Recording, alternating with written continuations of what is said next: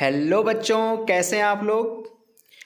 आप लोगों का आज की इस वीडियो में एक बार फिर से बहुत बहुत स्वागत है। आज की इस वीडियो के माध्यम से मैं आप लोगों को बताने जा रहा हूं सौरमंडल में पृथ्वी के बारे में। यहाँ पे मैं पढ़ाऊंगा जो कि आपके कक्षा 6 की जो आपकी बुक है पृथ्वी हमारा आवास, उसके पहले चैप्टर में यहाँ पे पहले चैप्टर का नाम है सौरमंडल में पृथ्वी, यानी कि आपके भूगोल की जो बुक है कक्षा 6 की, उसके पहले चैप्टर को आज पढ़ेंगे, डिटेल में समझेंगे। यहाँ पे एक एक चीज़ मैं बताऊंगा इस चैप्टर के माध्यम से। इस अभ्यास के क्वेश्चन भी चैप्टर को पढ़ने के बाद करेंगे। और मेरी यही कोशिश रहेगी कि इस वीडियो के माध्यम से आप लोगों को इतने अच्छे तरीके से पढ़ा दिया जाए कि आप लोगों को वीडियो देखते ही देखते, चैप्टर पढ़ते ही पढ़ते सारे क्वेश्चंस के आंसर याद हो जाएं। तो अगर वीडियो अच्छी लगेगी बच्चों तो प्लीज़ वीडियो को लाइक करिएगा, और ऐसे ही वीडियोस देखने के लिए Ritesh online classes YouTube channel को सब्सक्राइब कर लीजिए। नीचे सब्सक्राइब बटन उस पर क्लिक करके जैसे ही सब्सक्राइब करेंगे बेल आइकन आएगा, घंटी का निशान आएगा, उसको दबा के ऑल नोटिफिकेशन ऑन कर लीजिए, जिससे यहाँ पे मैं बता दूँ आप लोगों के NCERT के किसी भी सभी क्लासेस का, सभी सब्जेक्ट की आपकी क्लासेस स्टार्ट हो गई हैं। अब एक एक क्लास आपकी चलाई जाएगी डेली बेसिस पे, तो सब्सक्राइब जरूर करके रखिए, जिससे मैं आप लोगों के लिए यहाँ पे जो भी कंटेंट अपलोड करूँ उसके बारे में आपको फ्री में पता चलता रहे और आप इससे पढ़ के अपनी तैयारी करते रहें। तो चलिए शुरू करते हैं आज का अध्याय सौरमंडल में पृथ्वी। अध्याय 1 है आपका। अब यहाँ पे देखिए, सूर्यास्त के बाद आकाश को देखना कितना अच्छा लगता है। आसमान में पहले एक या दो चमकीले बिंदु ही दिखते हैं, लेकिन बाद में इनकी संख्या बढ़ती जाती है। आप देखे होंगे शाम के समय, अगर शाम हो रहा है, अगर आप आसमान की तरफ देखेंगे तो एक दो तारे बस दिखते हैं आपको, लेकिन जैसे जैसे रात गहरी होती जाती है, अंधेरा गहरा होता जाता है, इतने तारे हो जाते हैं कि उनकी संख्या भी आप गिन नहीं सकते हैं। संपूर्ण आकाश छोटी छोटी चमकदार वस्तुओं से भर जाता है, जिनमें से कुछ चमकीले होते हैं एवं कुछ धुंधले। ऐसा प्रतीत होता है मानो आकाश में हीरे जड़े हों।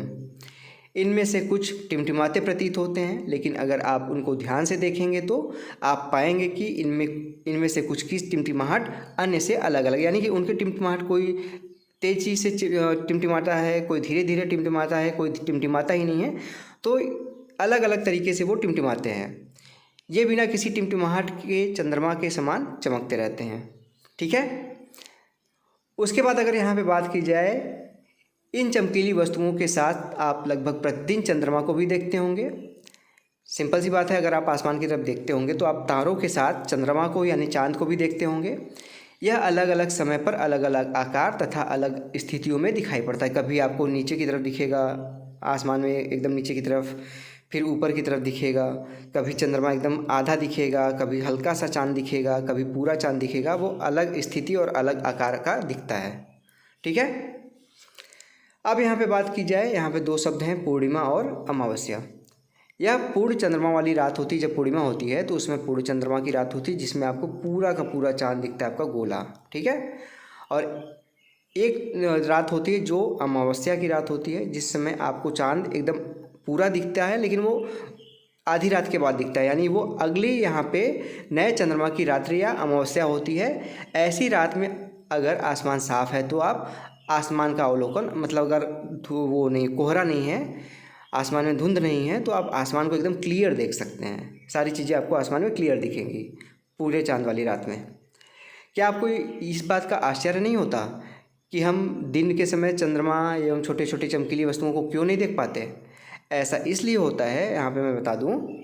आप ये भी सोचते होंगे कभी, यार रात में तो चांद दिखते हैं, तारे दिखते हैं, लेकिन दिन में क्यों नहीं दिखते, कहाँ चले जाते हैं? वो रहते वहीं पे हैं, लेकिन सूर्य के प्रकाश की वजह से, सूर्य का इतना ज़्यादा प्रकाश होता है कि आप उनको देख ही नहीं पाते अपनी आँखों से। जैसे अगर आप कभी बल्ब जल रहा है, बल्ब की तरफ देख लीजिए, तो क्या आप आसपास की वस्तु थोड़ी देर के लिए नहीं देख पाते हैं? उसी तरीके से सूर्य इतनी तेज चमकता है दिन में कि उसके प्रकाश की वजह से आप अन्य चमकीली वस्तुओं को आसमान में नहीं देख पाते हैं। ठीक है, समझ में आ गया होगा क्यों नहीं देख पाते हैं। उसके बाद देखिए, यहाँ पे अगर बात की जाए, सूर्य, चंद्रमा तथा वे सभी वस्तुएं जो रात के समय आसमान में चमकती हैं, उसको क्या कहते हैं? खगोलीय पिंड कहते हैं। अगर आपसे क्वेश्चन पूछा जाए कि खगोलीय पिंड किसे कहते हैं, तो खगोलीय पिंड सूर्य को, चंद्रमा को और वे सभी वस्तुएं जो रात में आसमान में चमकती दिखाई देती हैं, उनको हम क्या कहते हैं? खगोलीय पिंड कहते हैं। अब आगे बात करें, कुछ खगोलीय पिंड बड़े आकार वाले तथा गर्म होते हैं। ये गैसों से बने होते हैं, अलग अलग गैसों से बने होते हैं।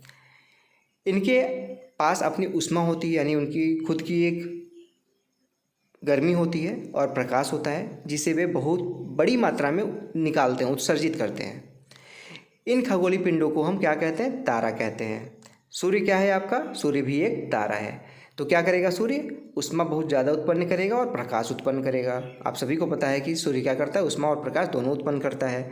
और सूर्य जो है वो गैस का एक गोला है, ये भी पता है आपको। अब देखिए यहाँ पे रात के समय चमकते हुए अनगिनत तारे सूर्य के समान ही हैं, लेकिन हमसे बहुत अधिक दूर होने के कारण हम लोग उनकी ऊष्मा या प्रकाश महसूस नहीं कर पाते। वे अत्यंत छोटे दिखाई देते हैं। जैसे आप देखे होंगे एरोप्लेन जो रहता है, अगर पास आपके खड़ा है तो काफ़ी बड़ा दिखता है, लेकिन वो अगर आसमान में देखेंगे तो बहुत छोटा, तारों की तरह दिखता है, बहुत छोटा सा। इससे आप महसूस कर सकते हैं कि तारे कितने दूर होंगे जो हमको इतने छोटे दिखाई देते हैं। बहुत ज़्यादा दूर होते हैं, इसलिए हमको उनका प्रकाश नहीं महसूस होता, उनके द्वारा उत्सर्जित ऊष्मा हमको महसूस नहीं होती। कारण क्या है? दूर होने की वजह से।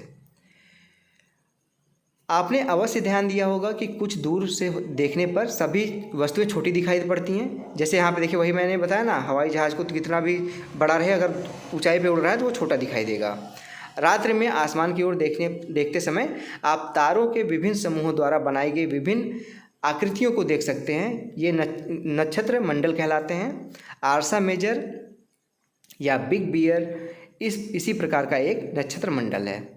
आसमान में देखेंगे आप डेली, अगर कुछ दिन महसूस करें आसमान की तरफ देख के, तो कुछ तारों की स्थिति सेम होती है, उसी हिसाब से वो डेली उसी जगह पे रहते हैं, उसी तरीके से उनकी संरचना होती है। तो उनको देख के आप बता सकते हैं कि हाँ ये तारा है, ये तारा है। तो उनके कुछ स्ट्रक्चर होते हैं सभी के, जिसको क्या कहते हैं? नक्षत्र मंडल कहते हैं। इसको यहाँ पे देखेंगे आर्सा मेजर या फिर बिग बियर इसी प्रकार का एक नक्षत्र मंडल है। बहुत आसानी से पहचान में आने वाला नक्षत्र मंडल है। यहाँ पे सप्तऋषि, जो भारत में आप कहते हैं सप्तऋषि मंडल, यहाँ पे जिसको कहते हैं 7 संतों का यहाँ पे तारा कहते हैं इसको। यहाँ पे देखे होंगे आसमान में, अगर आप कभी भी कहीं से भी देखेंगे आसमान में, तो आपको इस तरीके का स्ट्रक्चर दिखाई देगा। 7 तारे होंगे, देख लीजिए, 2 4 2 6 और 1 7। ठीक है, तो यहाँ पे इसको कहते हैं सप्तऋषि मंडल, या फिर इसको कह सकते हैं सप्तऋषि तारा। यह 7 तारों का समूह है जो कि नक्षत्र मंडल आर्सा मेजर का भाग है।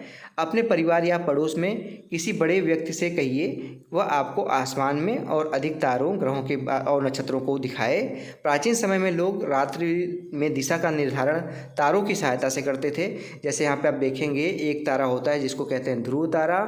यहाँ पे अगर आप सप्तऋषि के जो किनारे के 2 तारे हैं उनको ध्यान में रख के देखेंगे तो ध्रुव तारा आपका उत्तर दिशा में दिखाई देगा। ठीक है, यहाँ पे देखेंगे ये पश्चिम दिशा, ये पूर्व दिशा है। आपके दाहिने हाथ में पूर्व दिशा, बाएं हाथ में पश्चिम दिशा, और उत्तर दिशा में आपको ऊपर की तरफ ध्रुव तारा दिखाई देगा, जो हमेशा एक ही स्थिति में बना रहता है। देखिए यहाँ पे लिखा गया है, रात्रि में समय दिशा का निर्धारण करने, आपको पता है कि ध्रुव तारा कहाँ पे होता है? उत्तर दिशा में। तो सिंपल सी बात है कि रात में अगर ध्रुव तारा दिख रहा है कहीं पे तो वो उत्तर दिशा होगा। और अभी मैंने बताया उसके बाएं हाथ की दिशा पश्चिम की होगी और दाहिने हाथ की दिशा आपकी पूरब की होगी। तो इससे क्या होगा? दिशा का आपको अंदाज़ा हो जाएगा तारे को देख के। यह आसमान में हमेशा एक ही स्थान पर रहता है। हम सप्तऋषि की सहायता से ध्रुव तारे की स्थिति को जान सकते हैं। चित्र में आपको मैंने जो दिखा दिया वही 1.1 फिगर है आपका। इसके बाद यहाँ पे बात करें, कुछ खगोलीय पिंडों में आप अपना प्रकाश एवं ऊष्मा नहीं होती, वे तारों के प्रकाश से प्रकाशित होते हैं। ऐसे पिंड ग्रह कहलाते हैं। ग्रह जिसे अंग्रेजी में क्या कहते हैं? प्लैनेट कहते हैं। आपसे पूछ सकता है कि ग्रहों को अंग्रेजी में क्या कहते हैं? प्लैनेट कहते हैं। और ग्रीक भाषा में इसे क्या कहते हैं? प्लेनेटाई कहते हैं, जिसका अर्थ होता है परिभ्रमण, अर्थात चारों ओर घूमने वाला। आपको पता है कि जो ग्रह होते हैं वो चारों तरफ अपने अक्ष पे घूमते हैं और सूर्य के चारों तरफ भी चक्कर लगाते हैं। पृथ्वी जिस पर हम रहते हैं वह भी एक क्या है? ग्रह है। यह अपना संपूर्ण प्रकाश एवं ऊष्मा सूर्य से प्राप्त करती है। यानी कि सूर्य जो है पृथ्वी को ऊष्मा और प्रकाश दोनों प्रदान करता है। पृथ्वी के पास न तो अपनी कोई ऊष्मा है और न ही प्रकाश है। जो पृथ्वी के सबसे नज़दीक का तारा है उसी को कहते हैं हम सूर्य। पृथ्वी को बहुत अधिक दूरी से, जैसे चंद्रमा में से देखने पर, अगर हम चंद्रमा से पृथ्वी को देखें तो पृथ्वी भी चंद्रमा के तरह की ही दिखाई देगी, यानी कि गोली दिखाई देगी एकदम। यहाँ पे देखिए सभी ग्रहों के बारे में बताया गया है। यहाँ पे देखेंगे सूर्य है, यहाँ पे मिड में सबसे पहले सूर्य के सबसे पास बुध है जिसको कहते हैं मरकरी, फिर शुक्र है जिसको कहते हैं वीनस, फिर अर्थ है, पृथ्वी, मार्स है, मंगल। उसके बाद आगे बढ़ेंगे तो बृहस्पति है, जुपिटर, उसका शनि ग्रह आएगा आपका, जिसको कहते हैं सैटर्न। फिर यूरेनस आएगा, यानी कि यूरेनस को यूरेनस ही कहते हैं। उसके बाद नेपच्यून आएगा, जो सबसे दूर आपका ग्रह है। पहले प्लूटो भी ग्रह था, लेकिन बाद में 2006 में इसको प्लूटो को हटा दिया, उसको छोटे बौने ग्रह का नाम दिया गया। आसमान में दिखने वाला चंद्रमा एक उपग्रह है। यह हमारी पृथ्वी का सहचर है तथा इसके चारों ओर चक्कर लगाता है। हमारी पृथ्वी के चारों ओर चक्कर लगाता है क्या? कौन? चंद्रमा। और चंद्रमा हमारी पृथ्वी का क्या है? उपग्रह है, प्राकृतिक उपग्रह है, याद रखिएगा। हमारी पृथ्वी के समान 7 अन्य ग्रह हैं जो सूर्य से प्रकाश एवं ऊष्मा प्राप्त करते हैं। उनमें से कुछ के पास अपने चंद्रमा भी हैं। जैसे यहाँ पे सौरमंडल की अगर बात की जाए तो यहाँ पे सौरमंडल में कौन कौन आएगा? सूर्य आएगा और 8 ग्रह आएंगे, उपग्रह आएंगे और खगोलीय पिंड, क्षुद्र ग्रह, उल्कापिंड मिलकर सौरमंडल का निर्माण करते हैं। उसे हम सौर परिवार का नाम देते हैं और सूर्य उसका मुखिया है। ठीक, अब यहाँ पे सूर्य की बात की जाए, सबसे पहले मुखिया है तो सूर्य सौरमंडल के केंद्र में स्थित है। अभी मैंने दिखाया सबसे केंद्र में सूर्य स्थित है। यह बहुत बड़ा है एवं अत्यधिक गर्म गैसों से बना है।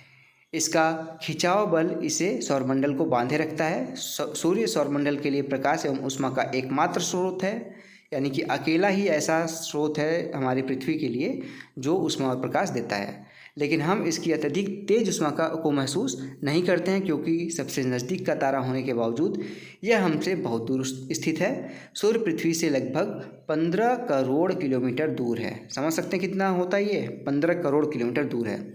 अब ग्रह की बात करें, हमारे सौरमंडल में 8 ग्रह हैं। सूर्य से दूरी के अनुसार सबसे पहले पास में बुध है, फिर शुक्र है, फिर पृथ्वी है, फिर मंगल है, फिर बृहस्पति है, शनि है, यूरेनस है, नेपच्यून है। यहाँ पे इसको याद करने की एक ट्रिक भी है।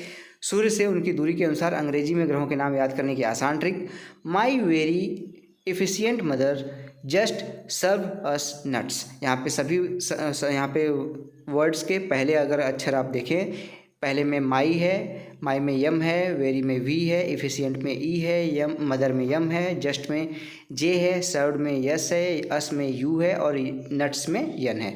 माई से क्या हो गया? माई से हो गया यहाँ पे मरकरी। वी से क्या हो गया? वीनस। ई से क्या हो गया? अर्थ। यम से क्या हो गया? मार्स। जे से क्या हो गया? जुपिटर। फिर यस से सैटर्न, यू से यूरेनस और नेपच्यून, यन से नेपच्यून।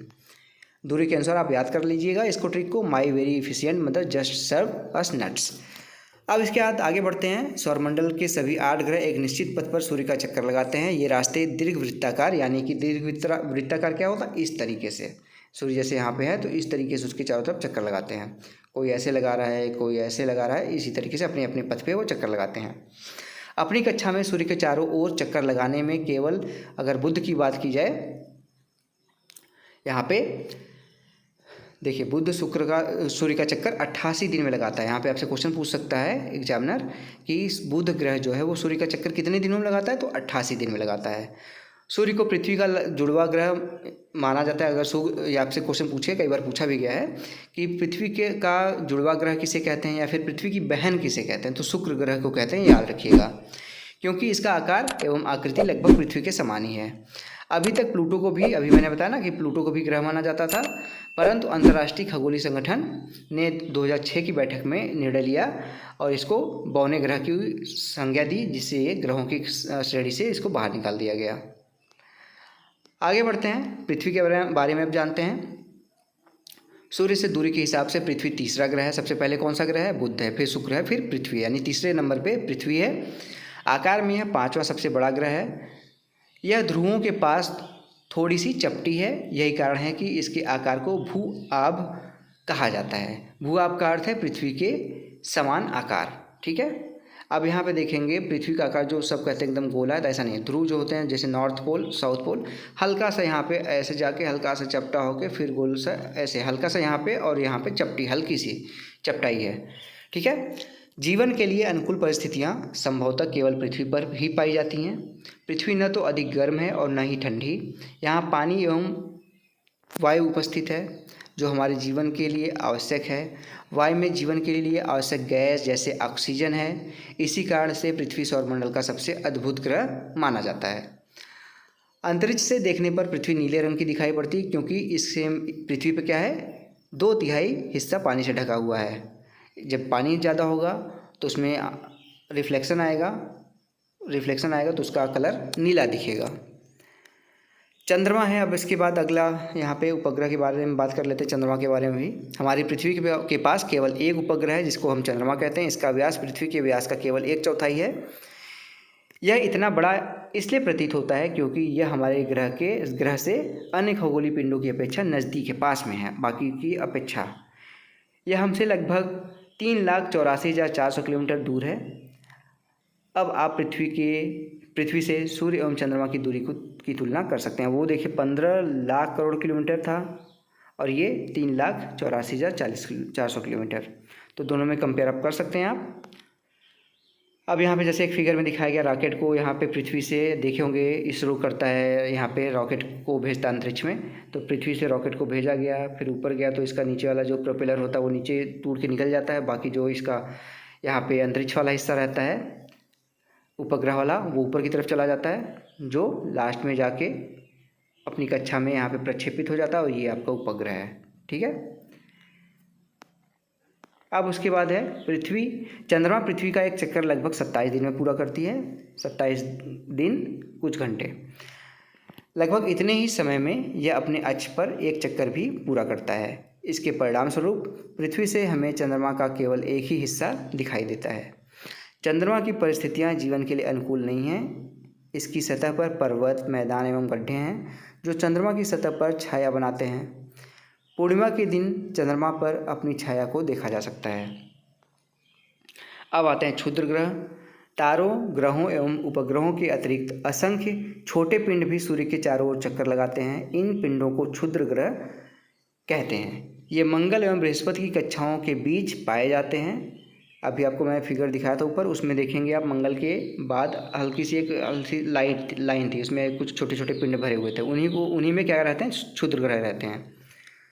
वैज्ञानिकों के अनुसार क्षुद्र ग्रह के ही भाग होते हैं जो कि कुछ वर्ष पहले विस्फोट के बाद ग्रहों से टूटकर अलग हो जाते हैं। नेक्स्ट हम बात करें उल्कापिंड की। सूर्य के चारों ओर चक्कर लगाने वाले पत्थरों के छोटे छोटे टुकड़ों को उल्कापिंड कहते हैं। कभी कभी ये उल्कापिंड पृथ्वी के इतने नज़दीक आ जाते हैं कि इनकी प्रवृत्ति पृथ्वी पर गिरने की हो जाती है। भाई अब पृथ्वी के वातावरण में आएगा तो पृथ्वी की तरफ ही खींचा चला आएगा गुरुत्वाकर्षण बल की वजह से, तो पृथ्वी पर गिरने की इनकी संभावना बढ़ जाती है। इस प्रक्रिया के दौरान वायुमंडल के साथ घर्षण होने के कारण ये गर्म होकर जल जाते हैं। परिणाम स्वरूप चमकदार प्रकाश उत्पन्न होते हैं। कभी कभी कोई उल्का पूरी तरह जले बिना पृथ्वी पर गिर जाता है, जिससे धरातल पर बड़े बड़े गड्ढे हो जाते हैं। क्या आपने तारों वाले खुले आकाश में एक ओर से दूसरी ओर फैली चौड़ी सफ़ेद पट्टी की तरह एक चमकदार रास्ते को देखा है? यह लाखों तारों का समूह है। यह पट्टी आकाशगंगा यानी जिसको कहते हैं मिल्की वे है। इसका सौरमंडल इस आकाशगंगा का एक भाग है। प्राचीन भारत में इसकी कल्पना आकाश में प्रकाश की एक बहती नदी से की गई थी। इस प्रकार इसका नाम आकाशगंगा पड़ गया। आकाशगंगा करोड़ों तारों, बादलों और गैसों की एक प्रणाली है। इस प्रकार की लाखों आकाशगंगाएं मिलकर ब्रह्मांड का निर्माण करते हैं। ब्रह्मांड की विशालता की कल्पना करना अत्यधिक कठिन है। वैज्ञानिक अभी भी इसके बारे में अधिक से अधिक जानकारी एकत्र करने में जुटे हुए हैं। इसके आकार के संबंध में हमें कोई जानकारी नहीं है कि कितना बड़ा है हमारा ब्रह्मांड, लेकिन फिर भी हम जानते हैं कि हम सभी इसी ब्रह्मांड का हिस्सा हैं। क्या आप ब्रह्मांड के साथ अपना संबंध बता सकते हैं? आप पृथ्वी पर हैं तथा पृथ्वी सौरमंडल का एक भाग है। हमारा सौरमंडल आकाशगंगा, जो हमारी आकाशगंगा का नाम मिल्की वे, उसका एक भाग है जो ब्रह्मांड का एक हिस्सा है। ब्रह्मांड से जुड़े इस तथ्य पर विचार कीजिए कि इसमें लाखों आकाशगंगाएं मौजूद हैं। इस चित्र के माध्यम से आप इसको समझ सकते हैं। जैसे आप यहाँ पे हैं, उसके बाद हम कहाँ हैं, पृथ्वी पे हैं। पृथ्वी कहाँ है, हमारे सौरमंडल में। सौरमंडल कौन सा है, हमारा आकाशगंगा है मिल्की वे, वो क्या है, आकाशगंगाओं में से एक है। उसके बाद ऐसी कई आकाशगंगाएं हमारे ब्रह्मांड में फैली हुई हैं। तो कितना बड़ा है यहाँ पे ब्रह्मांड, आप उसका तुलना सोच भी नहीं सकते हैं। अब आता है अभ्यास के प्रश्न। अभ्यास के प्रश्न के लिए मैं अलग से एक वीडियो सीरीज बनाऊंगा जिसमें आपको क्वेश्चन आंसर कराऊंगा। तो नेक्स्ट वीडियो होगी, आपको मिलेगी इस क्वेश्चन आंसर से रिलेटेड। तो अगर वीडियो अच्छी लगी हो तो प्लीज़ वीडियो को लाइक करिएगा दोस्तों, और Ritesh online classes YouTube channel को सब्सक्राइब जरूर करिए, जिससे मैं आप लोगों को यहाँ पे जो चैप्टर एक एक चीज़ मैं डिटेल में समझाऊंगा। खास तौर से यहाँ पे मैं सारे सब्जेक्ट की क्लासेस आपको चलाऊँगा, चाहे वो हिंदी हो, चाहे वो इंग्लिश हो, इतिहास हो, भूगोल हो, नागरिक शास्त्र हो, मैथ हो, मैथ को तो मैं बोर्ड पे भी सॉल्व कराऊंगा आप लोगों के क्वेश्चन। सारे सब्जेक्ट की क्लासेस आपके लिए यहाँ पे प्रोवाइड की जाएंगी इस चैनल के माध्यम से, और ये तभी आप तक पहुँचेंगी जब आप चैनल को सब्सक्राइब करेंगे। नीचे सब्सक्राइब बटन, उस पर क्लिक करके सब्सक्राइब कर लीजिए, साथ ही साथ बेल आइकन दबा के रखिए, जिससे मैं यहाँ पे कोई वीडियो अपलोड करता हूँ बिल्कुल फ्री में आप लोगों के लिए, तो उसकी नोटिफिकेशन आप तक पहुँचती रहे बिल्कुल फ्री में। तो फ्रेंड्स, बच्चों, मिलते हैं नेक्स्ट वीडियो में। अगर आप लोगों को वीडियो अच्छी लगे तो प्लीज़ लाइक करिएगा। नेक्स्ट वीडियो में मिलते हैं, तब तक के लिए आप सभी का बहुत बहुत धन्यवाद। जय हिंद, वंदे मातरम।